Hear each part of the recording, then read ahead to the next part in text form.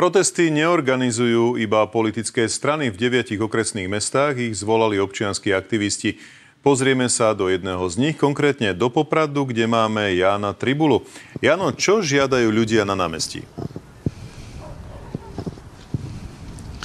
Príjemný dobrý večer z Potatier. Bol to v poradí už 5. občiansky protest v tomto meste a ľudí neodradilo ani toto sichravé počasie.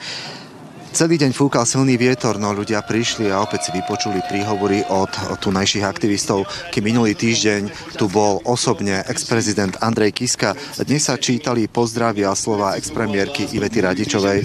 Boli to aj transparenty s odkazmi: nás k zemi nezrazíte, nie sme semafor. Protest na Popradskom námestí bol pokojný, no odzneli tu posolstva, ktoré si môžete pozrieť a vypočuť. Zaujala nás najmä 82-ročná Popračanka, ktorá tu v 89. na námestí štrngala kľúčami za našu slobodu a dnes prišla opäť. My sme tu doma! My sme tu doma! A citujúc klasika, nikam neodchádzame. Čo je pre nás dôležité, je dať signál vláde, že len preto, že niekto vyhral voľby, to ešte neznamená, že môže všetko. Vrchnosti ničím je zbytočné odkazovať ľuďom. Nech nás je stále viac a viac a každý, kto má pocit, že spravodlivosť sa stráca, aby sa zapojil a bojoval za ňu.